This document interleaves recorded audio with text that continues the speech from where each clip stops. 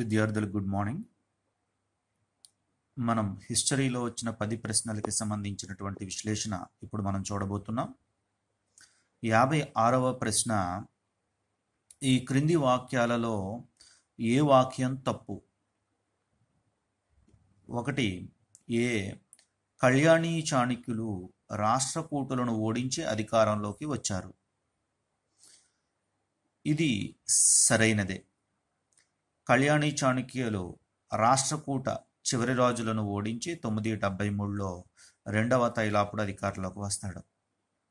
Next, Kalyani చాణక్యులను అంతం చేసి పాండ్యులు అధికారంలోకి వచ్చారు. ఇది తప్పు. కళ్యాణి చాణక్యులని అంతం చేసి యాదవులు అధికారంలోనికి రావడం జరిగింది. నెక్స్ట్, కన్నడ రామాయణాన్ని నరహరి వ్రాశాడు. కరెక్టే. కళ్యాణి చాణక్యుల సామంతులు కాకతీయులు. ఇది కూడా కరెక్టే. కాబట్టి ఆన్సర్ బి. నెక్స్ట్, 57వ ప్రశ్న, ఈ క్రింది వాటిని జతపరచండి. వంశము, రాజధానులు. పాండ్యుల యొక్క రాజధాని మధుర. నెక్స్ట్, హొయాసలుల యొక్క రాజధాని ద్వారసముద్రం. యాదవుల రాజధాని దేవగిరి. కాకతీయుల రాజధాని ఓరుగల్లు. కాబట్టి ఆన్సర్ బి అండి. నెక్స్ట్, 58వ ప్రశ్న, కాకతీయుల గురించి తెలియజేసే తొలి శాసనం మాంగల్లు శిలాశాసనం. ప్రతిపాదనది. కారణం, కాకతీయ రాజు దానర్నవుడు ఈ శాసనం వేయించాడు. ఇది దొమ్మన శర్మకు చేసిన దానం గురించి వివరిస్తుంది. గుర్తుంచుకోండి, దానర్నవుడు వేయించాడు వాస్తవమే, కానీ దానర్నవుడు కాకతీయ రాజు కాదు, తూర్పు చాళుక్య రాజు. కాబట్టి కారణం తప్పు. అంటే ఆన్సర్ ఏమిటి అంటే ప్రతిపాదన కరెక్టే, ఏ సరైనదే, ఆర్ మాత్రం తప్పు. ఆన్సర్ డి అండి. నెక్స్ట్, 59వ ప్రశ్న జతపరచటం. విదేశీ రాయబారులు, వారికి సమకాలీన రాజులు. చూడండి, ఇబన్ బటూటా, మొరాకో దేశస్థుడైనటువంటి ఇబన్ బటూటా ఎవరికి సమకాలీనుడు అంటే 1వ హరిహర రాయలకి సమకాలీనుడండి. నెక్స్ట్, అబ్దుల్ రజాక్, పర్షియన్ యాత్రికుడైనటువంటి అబ్దుల్ రజాక్ ఎవరైతే ఉన్నాడో ఈయన 2వ దేవరాయలు లేదా ప్రౌఢ దేవరాయలకి సమకాలీనుడు. డోయింగ్ ఆఫ్ ఎయిజ్ శ్రీకృష్ణ దేవరాయలకి సమకాలీనుడు. న్యూనిజ్ అచ్యుత రామరాయలకి సమకాలీనుడు. చూడండి, ఏ వచ్చి డి. 2 అబ్దుల్ రజాక్ వచ్చి ప్రౌఢ దేవరాయలు. అంటే ఆన్సర్ వచ్చి బి. నెక్స్ట్, 60వ క్వశ్చన్, ఈ క్రింది వాటిని జతపరచండి. వ్యక్తులు, వారి యొక్క బిరుదులు. శ్రీకృష్ణదేవరాయల యొక్క బిరుదు సంగీత సాహిత్య సమరాంగణ, అంటే డి. నెక్స్ట్, 2వ దేవరాయల యొక్క బిరుదు గజబేటకార. అల్లసాని పెద్దన బిరుదు ఆంధ్ర కవితా పితామహుడు. అన్నమాచార్యుడి యొక్క బిరుదు పద కవితా పితామహుడు. ఆన్సర్ డి అండి. నెక్స్ట్, 61, విజయనగర రాజులు దీర్ఘకాలిక దండయాత్రలను ఎదుర్కొనేటప్పుడు ఆహార సమస్యను నివారించటం కోసం ఏం చేసేవారు?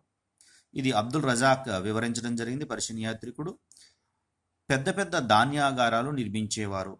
స్వరంగ మార్గాలలో ద్వారా ఆహారం తెచ్చుకునేవారు. కోట లోపలే వ్యవసాయ భూమి ఉండే విధంగా కోటను నిర్మించేవారు. ఆన్సర్ సి అండి. కోట లోపలే వీళ్ళు ఏం చేసేవారంటే పెద్ద పెద్ద వ్యవసాయ భూములు ఉండే విధంగా నిర్మించుకునేవారు. నెక్స్ట్, 62, ఈ క్రింది వాటిని జతపరచండి. కవులు, వారు రాసిన రచనలు.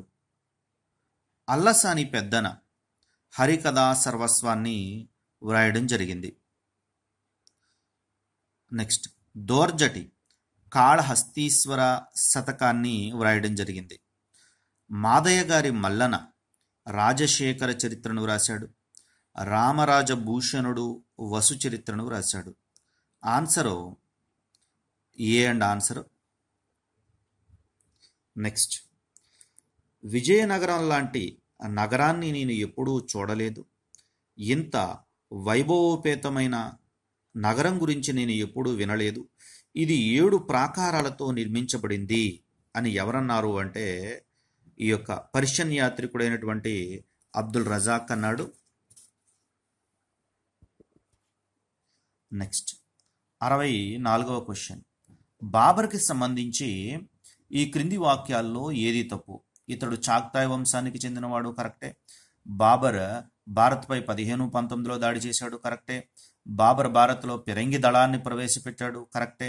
బాబర్ తుజ్కీ బాబరిని పర్షియన్ భాషలో వ్రాశాడు అన్నారు, కానీ తుజ్కీ బాబరిని బాబర్ తుర్కీ భాషలో వ్రాశాడు. కాబట్టి ఆన్సర్ డి అండి, అది తప్పు. Next 65వ question. హకిస్తా అనగా ఏమిటి? హకిస్తా అనగా అందమైన చేతివ్రాత లేదా చిత్రలేఖనం. ఆన్సర్ సి అండి. Okay, thank you. My dear students, your English faculty, I welcome you all to the Sham Institute YouTube channel. ఇక మనం థర్డ్ గ్రాండ్ టెస్ట్లో ఇవ్వబడినటువంటి ఇంగ్లీష్ క్వశ్చన్స్ ఒకసారి గమనించినట్లయితే యాక్టివ్ అండ్ ప్యాసివ్ వాయిస్ పైన, క్వశ్చన్ ట్యాగ్స్ పైన మరియు దాంతోపాటు సినోనిమ్స్ అండ్ యాంటోనిమ్స్ పైన ఇవ్వడం జరిగింది. ఇక ఇక్కడ మన క్వశ్చన్స్ చూడండి. మన క్వశ్చన్స్ 66వ ప్రశ్న నుంచి మన ఇంగ్లీష్ క్వశ్చన్స్ స్టార్ట్ అయినాయి. దీంట్లో choose the correct passive form of the sentences అని ఇవ్వడం జరిగింది. చూడండి, ఇది మొన్న మనకు అంటే ప్రీవియస్ ప్రిలిమ్స్లోను మెయిన్స్లోను రెండు ప్రశ్నలు మినిమం అడిగారమ్మా. కాబట్టి దీనిపైన దృష్టి పెట్టవలసినటువంటి ఒక అవసరం ఉంది. ఇవ్వబడిన యాక్టివ్ వాయిస్ వాక్యానికి తగినటువంటి ప్యాసివ్ వాయిస్ వాక్యాన్ని మనం ఇందులో ఎంపిక చేయవలసి ఉంటుంది. దానికి గాను మనం ఏం చేయాలి అని అంటే ఒక యాక్టివ్ వాయిస్ వాక్యాన్ని, ఇవ్వబడిన యాక్టివ్ వాయిస్ వాక్యాన్ని 3 భాగాలుగా డివైడ్ చేసుకోవాలి. ఇది నేను మీకు లైవ్ క్లాసులలో చెప్పడం జరిగింది. ఎలా అంటే ఇవ్వబడిన యాక్టివ్ వాయిస్ వాక్యాన్ని సబ్జెక్ట్ అని, తర్వాత వెర్బ్ అని, ఆబ్జెక్ట్ అని, అదర్ వర్డ్స్ అని చెప్పేసి దాన్ని మనం డివైడ్ చేసుకోవడం అనేది చేస్తాం. తద్వారా ఏంటంటే అది మనకు సరైన ప్యాసివ్ వాయిస్ వాక్యాన్ని కనుగొనడానికి చాలా సులభంగా ఉంటుంది.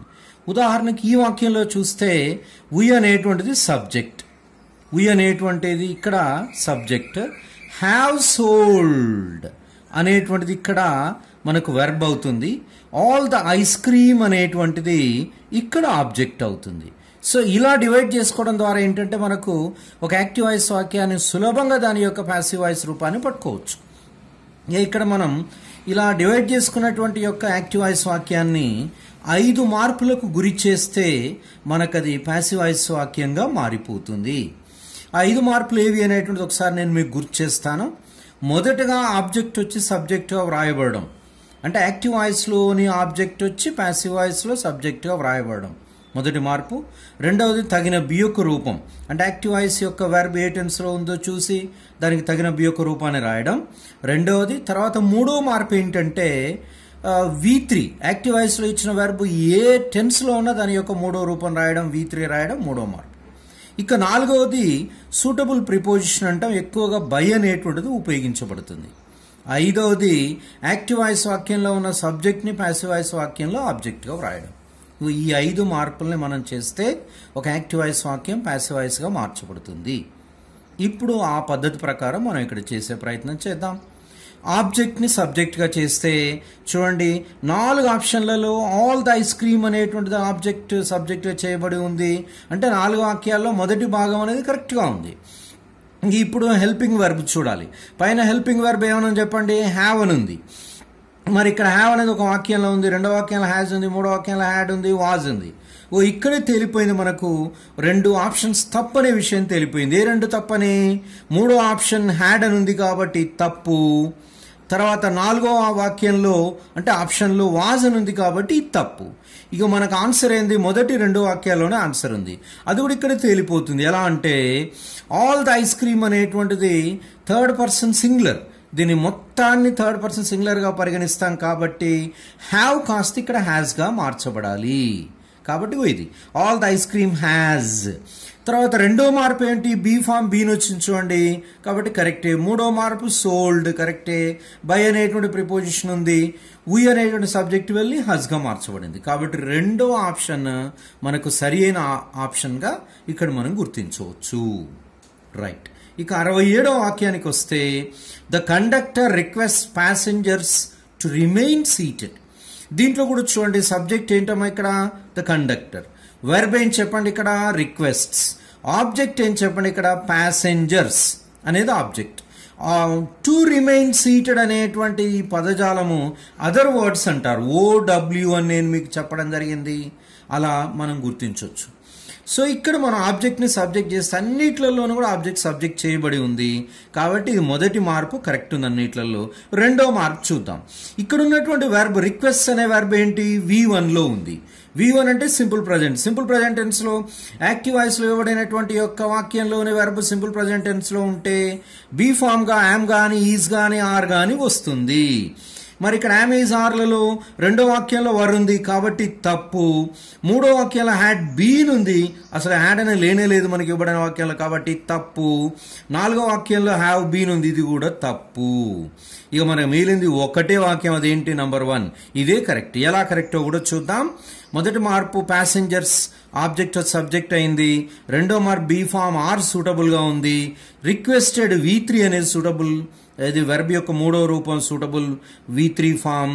తర్వాత అదర్ వర్డ్స్ చూడండి, నేను మీకు చివరికైనా రాయొచ్చు, 3-4 మార్పుల మధ్యలో అయినా రాయొచ్చు అని చెప్పాను అదర్ వర్డ్స్. కాబట్టి ఇక్కడ ఉంది టు రిమైన్ సీటెడ్ బై 4వ మార్పు, ద కండక్టర్ అనేది 5వ మార్పు. ఇలా మొదటి ఆప్షన్ కరెక్ట్ ఉంది ఇది. రైట్.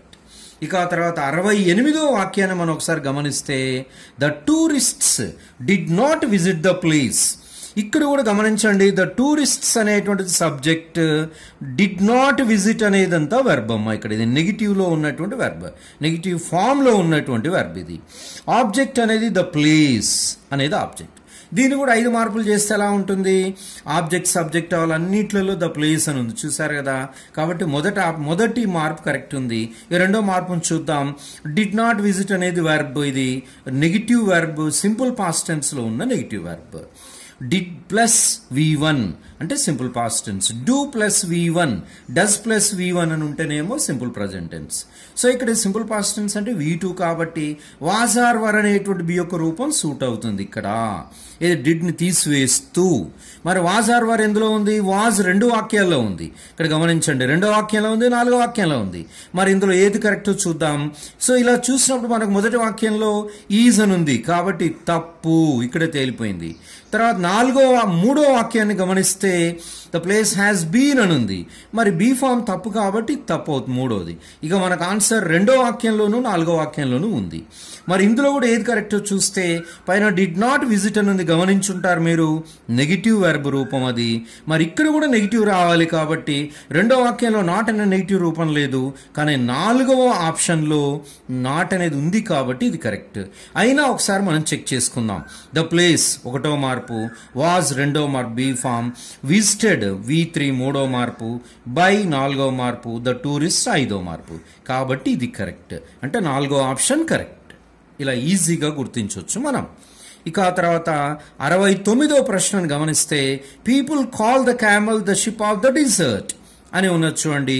దీంట్లో సబ్జెక్ట్ పీపుల్, కాల్ అనేది వెర్బ్, తర్వాత ద క్యామల్ అనేటువంటిది object, the ship of the desert అనేదంతా కూడా అదర్ వర్డ్స్ ఇది. ఇప్పుడు దీంట్లో మళ్ళీ ద క్యామల్ అనేటువంటి ఆబ్జెక్ట్ అన్నిట్లలోనూ సబ్జెక్ట్గా 4 ఆప్షన్లలో ఉంది కాబట్టి మొదటి మార్పు అన్నిట్లలో కరెక్ట్ ఉంది. 2వ మార్పు చూద్దాం. కాల్ అనే వెర్బ్ V1 అంటే సింపుల్ ప్రజెంట్ టెన్స్. మరి యామ్ ఈజ్ ఆర్ రావాలి. యామ్ ఈజ్ ఆర్ అంటే మొదటి 2వ వాక్యంలో ఈజ్ అని ఉంది, మరి ఇక్కడ మూడో వాక్యం నాలుగో వాక్యం ఇది తప్పు అనే విషయం మనకి ఇక్కడే తేలిపోయింది బి ఫామ్ దగ్గరే. కాబట్టి ఈ రెండు తీసేస్తే ఈ రెండిట్లలో ఆన్సర్ వెతుక్కోవాలి మనం. మొదటి వాక్యాన్ని చూస్తే, మొదటి ఆప్షన్ చూస్తే ఈజ్ అనే బి ఫామ్ తర్వాత మళ్ళీ బీయింగ్ అనే బి యొక్క రూపం వచ్చింది కాబట్టి తప్పు, ఇక్కడే తేలిపోయింది. మరి కాల్డ్ అని V3 ఉన్నా మిగతా అంతా కరెక్ట్ ఉన్నా ఇది తప్పు కాబట్టి ఇక్కడ బీయింగ్ అనేది ఉంది కాబట్టి తప్పు అవుతుంది. ఇక రెండో ఆప్షన్ కరెక్ట్. ఇది అవునో కాదో చూద్దాం. ద క్యామల్ సబ్జెక్ట్ కరెక్ట్ ఉంది, 1వ మార్పు. బీ ఫామ్ ఈజ్ 2 కరెక్ట్ ఉంది. V3 కాల్డ్ కరెక్ట్ ఉంది. The ship of the desert అనేది కరెక్ట్ ఉంది. మీకు డౌట్ రావచ్చు, సార్ బై ఎక్కడ పోయింది, పీపుల్ అనేది 4వ మార్పు 5వ మార్పు లేవు అని. మీ అందరికీ తెలుసమ్మా, ఎవరిని సూచించినటువంటి సబ్జెక్ట్ యాక్టివ్ వాయిస్లో పర్టికులర్గా ఎవరిని సూచించిన సబ్జెక్ట్ వస్తే దాని ప్యాసివ్ వాయిస్లో రాయం. సమ్వన్ కానీ, సంబడి కానీ, తర్వాత ఎనీవన్ కానీ, ఎనీబడి కానీ, పీపుల్ అని కానీ వచ్చినట్లయితే వాటిని తిరిగి ప్యాసివ్ వాయిస్లో మరి 5వ మార్పు ఉండదు కాబట్టి 4వ మార్పు బై అనే ప్రిపోజిషన్ కూడా ఉండదు. ఆ రూల్ ప్రకారం ఇక్కడ లేదు. 1, 2, 3 మార్పులతోటే ఈ ప్యాసివ్ వాయిస్ వాక్యం కరెక్ట్గా ఉంది. ఇప్పుడు రెండో ఆప్షన్ కరెక్ట్గా మనం పరిగణించవచ్చు. రైట్ స్టూడెంట్స్, నెక్స్ట్ క్వశ్చన్ చూడమ్మా, 70వ question. Why did the government impose lockdown? ఇది ఇంట్రాగేటివ్ సెంటెన్స్. ప్రస్తుతం ఉన్నటువంటి యొక్క సిచ్యుయేషన్కి అనుగుణంగా ఈ సెంటెన్స్ని ఇవ్వడం జరిగింది. ఈ మామూలుగా మనకు స్టేట్మెంట్స్ని AV2 PV అనుకుంటాం, కానీ ఇంట్రాగేటివ్ సెంటెన్సెస్ కూడా ఇస్తారు. దాన్ని దృష్టిలో పెట్టుకొని మీకు ఇలా ఒకటి ఇవ్వడం జరిగింది. ఇలా ఇచ్చినప్పుడు మనం దీంట్లో గమనించాల్సింది ఏంటి అని అంటే, ఈ డిడ్, డూ, డస్, డిడ్లు ఉన్నప్పుడు వాటిని తీసివేస్తూ ఏం చేస్తాం మనం, తగిన బి యొక్క రూపాన్ని దాని స్థానంలో రాయడం జరుగుతుంది ప్యాసివ్ వాయిస్లో. సో దీంట్లో అసలు సబ్జెక్ట్ ఏది అని కనుక గమనిస్తే ద గవర్నమెంట్ అనేది సబ్జెక్ట్. మరి వెర్బ్ ఏది, డిడ్ ఇంపోజ్. ఇంపోజ్ అనేది మెయిన్ వెర్బ్, డిడ్ అనేది హెల్పింగ్ వెర్బ్. మరి ఆబ్జెక్ట్ ఏది అని అంటే లాక్డౌన్ అనేటువంటిది ఆబ్జెక్ట్ అవుతుంది. రైట్. ఇక ఇంట్రాగేటివ్ వర్డ్ అలానే రాస్తాం, మీ అందరికీ తెలిసింది. ఇంట్రాగేటివ్ వర్డ్ రాస్తూ ఇప్పుడు ఇంట్రాగేటివ్ సెంటెన్స్లలో, క్వశ్చన్లలో ముందు హెల్పింగ్ వెర్బ్ రాసి, అంటే దాని స్థానంలో బి యొక్క రూపం రాసి, తర్వాత సబ్జెక్ట్ రాసి, అంటే 1, 2 అనే మార్పులు కాకుండా 2, 1 అనేటువంటి యొక్క క్రమంలో ఇంట్రాగేటివ్ సెంటెన్సెస్ని చేయడం జరుగుతుంది. మామూలుగా స్టేట్మెంట్స్ని 1, 2, 3, 4, 5 క్రమంలో మార్చితే ఇంట్రాగేటివ్ సెంటెన్స్లను 2, 1, 3, 4, 5 అనే క్రమంలో మార్చి చివర క్వశ్చన్ మార్క్ ఉండాలి, ఆ క్రమం. కాబట్టి ఇక్కడ వై వచ్చి అన్నిట్లలో ఉంది. ఇప్పుడు మనం డిడ్ అనేది తీసేస్తూ దాని స్థానంలో బీ ఫామ్ అంటే వాజ్ ఆర్ వర్ రావాలి. మరి వాజ్ ఆర్ వర్ అంటే మూడో వాక్యంలోనే వాజ్ అనేటి, మూడో ఆప్షన్లోనే మాత్రమే వాజ్ ఉంది, మిగతా అన్నిట్లలో ఈజ్ ఉంది, హ్యాజ్ ఉంది, హ్యాడ్ ఉంది. కాబట్టి అవి ఏవి కావు, తప్పు అనేది మనం సులభంగా గుర్తించవచ్చు. మూడో వాక్యమే కరెక్ట్, మూడో ఆప్షనే కరెక్ట్. అయినా ఒకసారి చెక్ చేసుకుందాం మనం. వై వాజ్, ఇది రెండో మార్పు. 1వ మార్పు ఏంటి, లాక్డౌన్ 1. 3వ మార్పు ఏంటి, ఇంపోజ్డ్ V3. 4వ మార్పు ఏంటి, బై. 5వ మార్పు ఏంటి, ద గవర్నమెంట్. సబ్జెక్ట్ ఆబ్జెక్ట్ అవడం, క్వశ్చన్ మార్క్ కూడా ఉంది కాబట్టి ఇది సరి అయినటువంటి option. Why was lockdown imposed by the government. Right. ఇక నెక్స్ట్ 71వ ప్రశ్నకు వెళ్ళినట్లయితే, which of the following passive voice sentences is grammatically correct?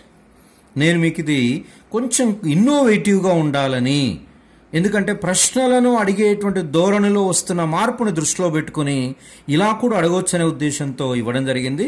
మీ క్లాసుల్లో కూడా ఇలా అడగొచ్చు అని చెప్పాను నేను. ఇక్కడ 4 వాక్యాలు ఇచ్చి దాంట్లో గ్రామటికల్గా ప్యాసివ్ వాయిస్లో ఉన్న వాక్యం ఏదో చెప్పమని అడగడం జరిగింది. ఇలా కూడా అడగొచ్చు. కాబట్టి ఇక్కడ మనం 4 వాక్యాలని చదువుకోవాలి మనం.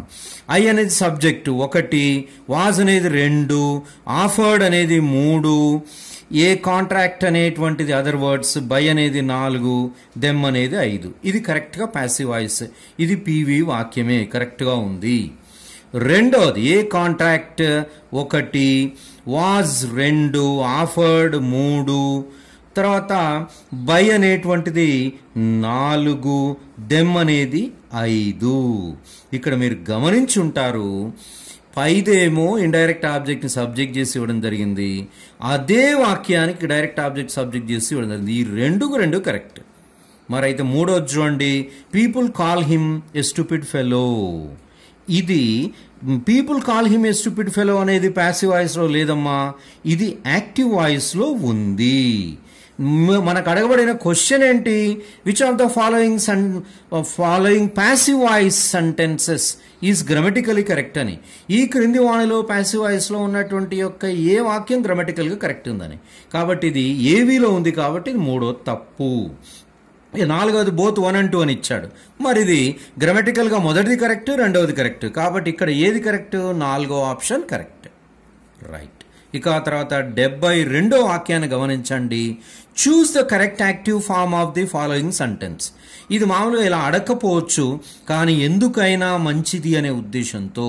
ఎందుకంటే పోటీ ప్రపంచంలో ఇలా అడుగుతారా అడగరేమో అని అనుకునే పరిస్థితులు లేవు. మనం మామూలుగా యాక్టివ్ టు ప్యాసివ్ అనుకుంటాం, కానీ ప్యాసివ్ టు యాక్టివ్ కూడా అడగొచ్చు. అడగకూడదని రూల్ ఏం లేదు. అందుకని నేను మీకు ఇక్కడ ప్యాసివ్ వాయిస్ సెంటెన్స్ ఇచ్చాను. ఇచ్చి దాని active voice choose the correct active form అని చెప్పేసి అడిగాను.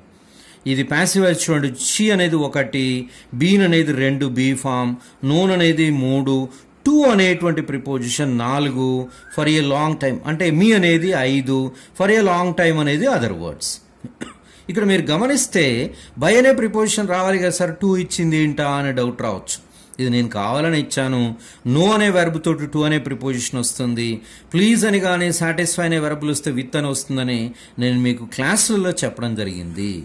ఆ రూల్ ఇక్కడ దీనికి అన్వయించుకోవాల్సి ఉంటుంది. ఇక ఇక్కడ మీ అనేటువంటి యొక్క అంటే ప్యాసివ్ని యాక్టివ్లోకి మార్చుతున్నాం.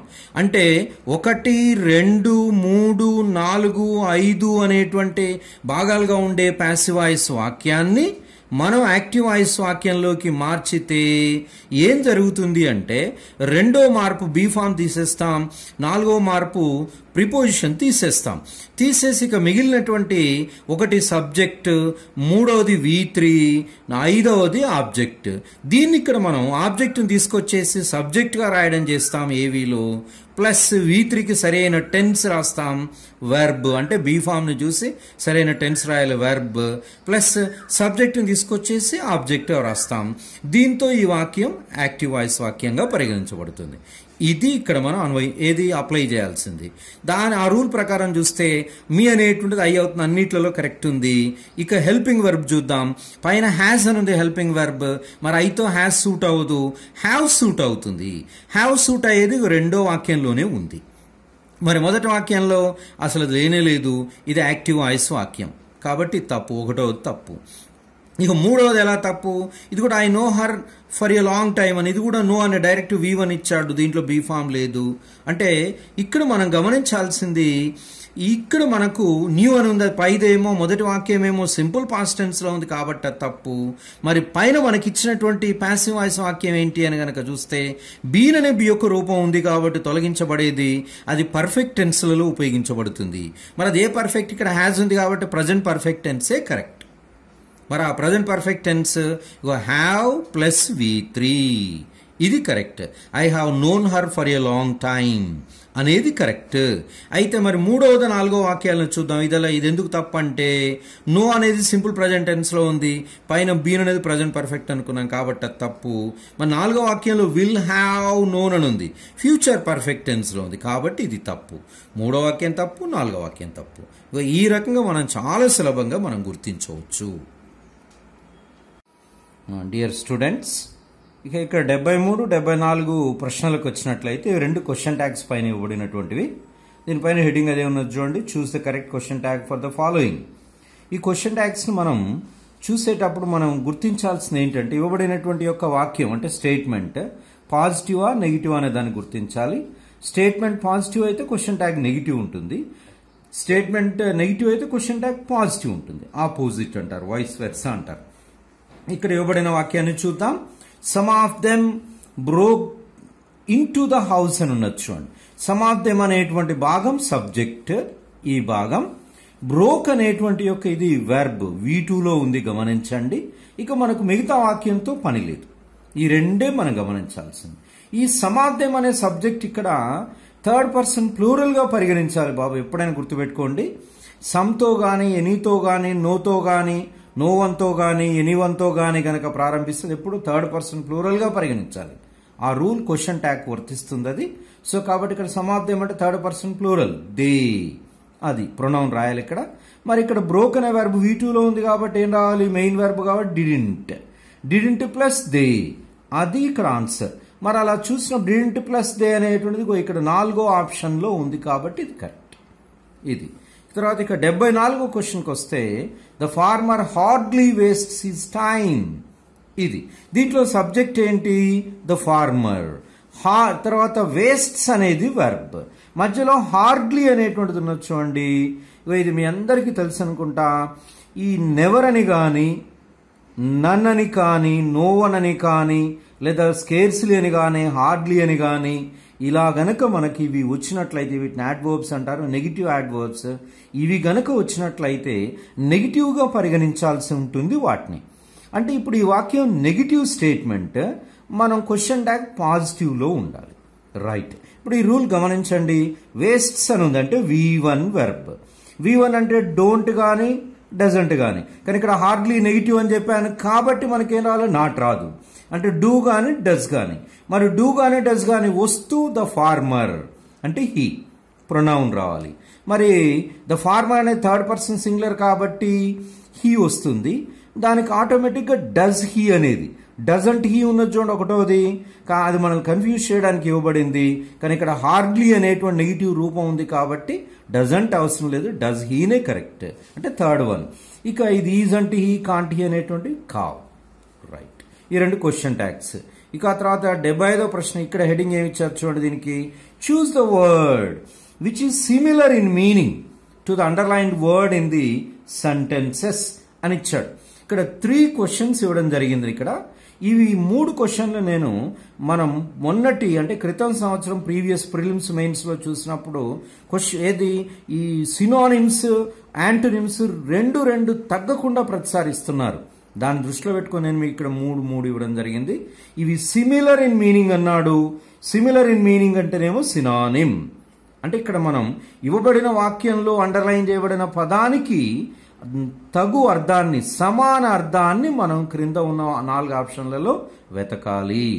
ఇక్కడ మనం 1-2 సార్లు ఈ వాక్యాన్ని చదువుకోవాలి. ఆ పదం ఏ అర్థంలో ఉపయోగించబడిందో మనం జాగ్రత్తగా గుర్తించాలి. దీనికి గాను మీరు ఏం చేయండి అని అంటే, మన ఇన్స్టిట్యూట్ మెటీరియల్లో చాలా ఉన్నాయి సినానిమ్స్, యాంటోనిమ్స్. వాటిని తరచుగా చదివే ప్రయత్నం చేయండి, చాలా ఉపయోగకరంగా ఉంటుంది. ఇక్కడ ఇవ్వబడిన వాక్యాన్ని చదువుదాం. Easy enough to say but some times hard to accomplish. Accomplish అనే పదం అండర్లైన్ చేయబడింది, గమనించండి. ఇక్కడ ఈ వాక్యాన్ని అర్థం చూస్తే చెప్పడం చాలా సులభం, కానీ కొన్ని సందర్భాల్లో అకంప్లిష్ అంటే పూర్తి చేయడము అనే అర్థంలో, ఫుల్ఫిల్ అనే అర్థంలో మనం మీకు ఈ పాటికి అర్థమై ఉంటుంది. అంటే చెప్పడం చాలా సులభం కానీ కొన్ని సందర్భాల్లో చేయడం చాలా కష్టం అనే అర్థం. అంటే దాన్ని సాధించడము, చేయడం అనేటువంటిది. ఆ అర్థంలో చూస్తే ఇక్కడ ఒకటి అచీవ్ అని, ప్రిసైజ్ అని, యాక్టివ్ అని, కన్సెంట్ అని ఉంది. ఇందులో ఉన్న వాటిల్లో సమానార్థంగా ఉపయోగపడేటువంటిది అచీవ్ అనేటువంటిది ఇక్కడ, అంటే సాధించడము. చెప్పడం సులభం కానీ సాధించడం, చేయడం అనేటువంటిది కష్టము అనే అర్థంలో ఇది సినానిమ్ దీనికి. ఇక నెక్స్ట్ 76వ వాక్యాన్ని గమనిస్తే, I don't think she is a week woman. ఈ వాక్యంలో వీక్ అనేటువంటిది అండర్లైన్ చేయబడింది, గమనించండి. వీక్ అంటే బలహీనమైన. దీనికి సమాన అర్థాన్ని కలిగినటువంటి పదం ఏదో దీంట్లో వెతకాలి. మిజరబుల్ అంటే మీకు తెలుసు, రియల్ అంటే కూడా తెలుసు, సమ్మరీ అంటే కూడా తెలుసు. ఇవేవి కావు. మరి ఇక్కడ మనకు దాని అర్థాన్ని ఇచ్చేది మీకు ఐడియా ఉందో లేదో, ఫ్రాగైల్. ఫ్రాగైల్ అంటే వీక్ అని అర్థం, బలహీనమైన అనే అర్థాన్ని ఇస్తుంది. ఇక తదుపరి 77వ క్వశ్చన్కి వస్తే, the bad news he received consecutively confused him. ఆ యొక్క చెడు వార్త, దుర్వార్త ఏదైతే అతనికి నిరంతరము అందిందో అతన్ని అయోమయానికి గురి చేసింది, కన్ఫ్యూజ్ చేయబడింది. కన్ఫ్యూజ్ అనే పదం మీకు తరచుగా వినబడేది, తెలుసు మీకు అది. అయోమయానికి గురి చేయడం, మిస్లెడ్ తప్పుదో పట్టించడం అని, అండర్స్టూడ్ అంటే అర్థం చేసుకోవడం అని, ఎక్స్పాండెడ్ అంటే విస్తరించడం అని ఉంది. మరి బాఫెల్డ్ అంటే కన్ఫ్యూజ్డ్ అని అర్థం. ఒక్కో సందర్భంలో ఇక్కడ మీరు ఒక టెక్నిక్ గమనించండి. సరైన పదం తెలియకపోతే అన్నింటి అర్థం ఏదో తెలుసుకునే ప్రయత్నం చేసినప్పుడు 3 పదాలు తెలిసిన ఉన్నప్పుడు తెలియని పదం కూడా ఆన్సర్గా ఉండడానికి అవకాశం ఉంటుంది. కాబట్టి అలా కూడా మనం కొంచెం తెలివిని ఉపయోగించవచ్చు. ఇక తర్వాత next, choose the antonym of the underlined word in the sentences. ఇక్కడ ఏమడిగాడు? యాంటోనిమ్ అని అడిగాడు, వ్యతిరేక పదం. ఇది 78, 79, 80. ఇక్కడ ఆపోజిట్స్ మనం పట్టుకోవాలి. ఈ దాంట్లో మొదటిది, I usually don't take any decision while I'm drunk. ఇక్కడ డ్రంక్ అనేటువంటిది ఇవ్వబడింది. డ్రంక్ అంటే త్రాగబడము, త్రాగడము అని అర్థం. నేను సాధారణంగా త్రాగినప్పుడు, మద్యాన్ని తీసుకున్నప్పుడు నేను ఏ నిర్ణయాన్ని తీసుకోను అని చెప్తున్నాడు. మద్యాన్ని త్రాగడము అని అర్థం. దానికి త్రాగకుండా ఉండడం అనేది వ్యతిరేక పదం అవుతుంది. ఇది బాయిల్ అంటే మీకు అర్థమవుతుంది, ఫుల్ అంటే అర్థమవుతుంది, కన్సర్ట్ అంటే కూడా అర్థం, కాంట్రాక్ట్ అంటే కూడా అర్థమవుతుంది. ఇక ఇక్కడ దీనికి సరి అయినటువంటి వ్యతిరేక పదం ఏంటి అని అంటే సోబర్. త్రాగని వాడిని సోబర్ అంటాడు, త్రాగకుండా ఉండడము అనే అర్థంలో అన్నట్టు. నెక్స్ట్ తర్వాత, the army was forced to retreat after suffering heavy losses. సైన్యం అంట చాలా తీవ్రమైన నష్టం సంభవించిన తర్వాత వెనుకకు మళ్ళడం జరిగింది అని అర్థం. ఇక్కడ రిట్రీట్, గో బ్యాక్ అనే అర్థంలో. దానికి వ్యతిరేక అర్థాన్ని చూసుకోవాలి. అడ్వాన్స్ అనేటువంటిది ఉంది, ఆయన ఒకసారి ఆగి చూద్దాం. అగ్రీ అని ఉంది, ఇది కాదు అర్థమవుతోంది. ఎలో అని ఉంది, ఇది కాదు. అడ్వాంటేజ్ అని ఉంది, ఇది కాదు. ఇదంటే అడ్వాన్స్ అంటే ముందుకు వెళ్ళడం. ఇక్కడ ఏమనుకున్నాం? రిట్రీట్ అంటే వెనుకకు మరలడము, వెనక వెళ్ళడం అనుకున్నాం. దానికి వ్యతిరేక పదం అడ్వాన్స్. ఇది తర్వాత నెక్స్ట్ క్వశ్చన్, చివరి ప్రశ్న మన ఇంగ్లీష్లో, those suffering from infectious diseases, అంటువ్యాధులతో బాధపడేటువంటి వారు were separated from other patients. ఇప్పుడు మనం ప్రస్తుతం ఉన్న పరిస్థితి కూడా అదే, సెపరేట్, వేరుగా ఉంచడం. కోవిడ్తో పాజిటివ్ వచ్చినటువంటి వాళ్ళని క్వారంటైన్ అంటున్నారు చూడండి, ప్రత్యేకంగా ఉంచడం. సెపరేట్ అంటే ప్రత్యేకంగా ఉంచడం, వేరు చేయడం. దానికి వ్యతిరేక అర్థం డివైడెడ్ అంటే కూడా దరిదాపు అంటే ఇది కాదు. కంఫర్టెడ్ అంటే సంతృప్తి అని అర్థం, ఇది కాదు. తర్వాత అడ్వైజ్డ్ అని సలహా ఉంది, ఇది కాదు. మరి కంబైన్డ్ అంటే కలిపి ఉంచడం, కలపడము అని, ఇది సరి అయిన అర్థం. దానికి వ్యతిరేకం సెపరేటెడ్కు సరి అయిన అర్థం కంబైన్డ్. ఒకవేళ మీకు సినానిమ్స్, యాంటోనిమ్స్ చాలా చాలా ఉపయోగపడతాయి కానిస్టేబుల్ ఎగ్జామ్కు. ఇలా డైరెక్ట్గా కాంప్రహెన్షన్ ప్యాసేజ్ కానిస్టేబుల్ ఎగ్జామ్లోను, మనకు ఎస్ఐ పేపర్లో కాంప్రహెన్షన్ ప్యాసేజెస్, తర్వాత ప్రెస్సీ రైటింగ్, తర్వాత ట్రాన్స్లేషన్ కూడా. కాబట్టి సినానిమ్స్, యాంటోనిమ్స్ని తరచుగా ఈ లాక్డౌన్ సమయంలో రోజు ఒక 5ో 10ో చదువుతూ ఉండేటువంటి ఒక ప్రయత్నం చేయండి. చాలా చాలా ఉపయోగకరంగా ఉంటుంది. Right, all the best my dear students. Good morning students. Physics question number 81 చూడండి. పొటెన్షియల్ తేడా మరియు విద్యుత్ లబ్ధం దేన్ని ఇస్తుంది? 81 ఆన్సర్ 2, విద్యుత్ సామర్థ్యం. విద్యుత్ సామర్థ్యం ఈక్వల్ టు పొటెన్షియల్ తేడా ఇంటూ విద్యుత్, అనగా పొటెన్షియల్ తేడా మరియు విద్యుత్ లబ్ధం అనేది విద్యుత్ సామర్థ్యానికి సమానం. సో క్వశ్చన్ నెంబర్ 81కు ఆన్సర్ 2. ఐర్స్టెడ్ అనేది దేనికి ప్రమాణం? అయస్కాంత క్షేత్ర బలానికి. విద్యుత్ శక్తిని అయస్కాంత శక్తిగా మార్చవచ్చని వివరించినది ఐర్స్టెడ్. అయస్కాంత క్షేత్ర బలానికి ప్రమాణం ఐర్స్టెడ్. So 82కి answer 1. 83, ఈ క్రింది వాటిలో వేటి విశిష్ట నిరోధాలు 10⁴14 ఓం మీటర్ నుండి 10⁴16 ఓం మీటర్ వరకు ఉంటాయి? బంధకాలు. 83కి ఆన్సర్ బంధకాలు. ఎందుకనగా లోహాల కంటే మిశ్రమ లోహాలకి విశిష్ట నిరోధం ఎక్కువ, మిశ్రమ లోహాల కంటే అర్ధవాహకాలకి విశిష్ట నిరోధం ఎక్కువ, అర్ధవాహకాల కంటే విద్యుత్ బంధకాలకి విశిష్ట నిరోధం ఎక్కువ. అంటే అన్నింటికంటే అత్యధిక విశిష్ట నిరోధము విలువలు కలిగినవి విద్యుత్ బంధకాలు. సో 83కి ఆన్సర్ విద్యుత్ బంధకాలు. లోహాల కంటే మిశ్రమ లోహాలకు యొక్క విశిష్ట నిరోధం విలువ 30 నుంచి 100 రెట్లు ఉంటుంది. లోహాల కంటే అర్ధవాహకాల యొక్క విశిష్ట నిరోధం విలువ 10⁴5 నుంచి 10⁴10 టైమ్స్ ఉంటుంది. అందుకనే మిశ్రమ లోహాలను తాపక యంత్రాల తయారీకి వాడతారు. తాపక యంత్రాలను ఇంగ్లీష్లో హీటింగ్ ఎలిమెంట్స్ అంటారు. మిశ్రమ లోహాలకు ఉదాహరణ నిక్రోము, మాంగనీస్. ఎలక్ట్రిక్ హీటర్స్ తయారు చేయడానికి వాడతారు. 84, ఈ క్రింది వాటిలో విద్యుత్ అయస్కాంత ప్రేరణ నియమాన్ని ఉపయోగించిన ఉదాహరణ ఇది? విద్యుత్ బల్బు పనిచేయదు. 84కి ఆన్సర్ 3. విద్యుత్ అయస్కాంత ప్రేరణ అంటే ఏంటి? ఒక అయస్కాంతాన్ని తీగ చుట్ట దగ్గరకు తీసుకొచ్చినప్పుడు తీగ చుట్టలో ప్రేరిత విద్యుత్ చాలక బలం జనించడాన్ని విద్యుత్ అయస్కాంత ప్రేరణ అంటారు. ఈ విద్యుత్ అయస్కాంత ప్రేరణ నియమాన్ని కనుగొన్నది మైకేల్ ఫారడే. ఈ విద్యుత్ అయస్కాంత ప్రేరణ నియమం ఆధారంగా సెక్యూరిటీ అలారమ్స్ పనిచేస్తాయి, టేప్ రికార్డర్ పనిచేస్తుంది, ఏటీఎం కార్డులు పనిచేస్తాయి, అలాగే ఇండక్షన్ స్టవ్స్ కూడా పనిచేస్తాయి. విద్యుత్ బల్బు పనిచేయడం అనేది విద్యుత్ ప్రవాహం వల్ల కలిగే ఉష్ణ ఫలితం ఆధారంగా పనిచేస్తుంది. కావున 84కి ఆన్సర్ 3.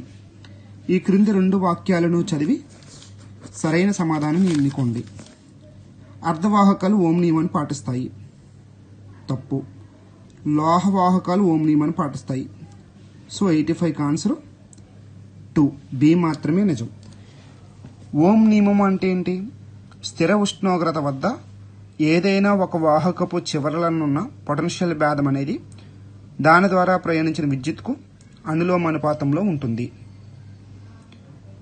ఓం నియమాన్ని పాటించే వాటిని ఓమీ వాహకాలు అంటారు, పాటించిన వాటిని అవోమీ వాహకాలు అంటారు. లోహాలన్నీ ఓం నియమాన్ని పాటిస్తాయి. అర్ధవాహకాలు డయోడ్ అనగా ఎల్ఈడి, ట్రాన్సిస్టర్, ట్రాన్స్ఫార్మర్, థెర్మిస్టర్, ఎలక్ట్రోలైట్స్ అనగా తెలుగులో విద్యుత్ విశ్లేష్యాలు, మరియు వాక్యూమ్ ట్యూబ్స్ అంటే శూన్యనాళికలు, ఇవన్నీ ఓం నియమాన్ని పాటించవు. కాబట్టి 85కి ఆన్సర్ 2 ఆన్సర్, బి మాత్రమే నిజము.